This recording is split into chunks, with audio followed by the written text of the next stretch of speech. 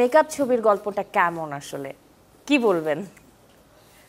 আমার কিছু মনে নেই, রোশন মানে দর্শক টানার মতো কিনা আসলে মেকআপ ছবির গল্পটা, আমি এটা জানতে চাই দুজনের কাছে।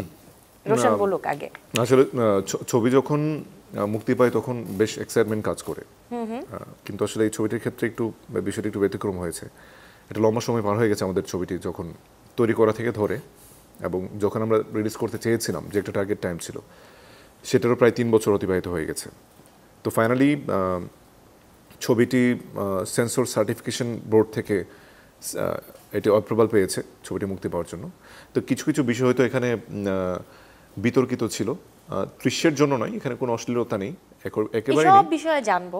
সব ছোট করে গল্পটা আসলে দর্শক টানার মতো কিনা হলে এটা যদি জানতে পারি এখন। না, গল্পের আমি সেটাই বলছিলাম যে অনেক সময় লম্বা সময় পার হয়ে গেলে একটা ছবি নিয়ে এক্সপেকটেশন আমাদের নষ্ট হয়ে যায়। তবে এই ছবিটির যে মানে শক্তিশালী দিক, যেটি আমাদের এক্সপেকটেশন এখনও টিকিয়ে রেখেছে, সেটি হচ্ছে ছবিটির গল্প।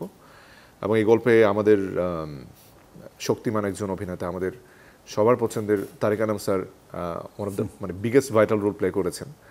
এবং মানে আমার কাছে মনে হয় যে তাকে যেমন একটা অসাধারণ একটা চরিত্রে দেখতে পাবে মানুষ, সেটা হয়তো ট্রেলারে দেখে অনেকে আজ করতে পেরেছে যে গল্পটি কেমন।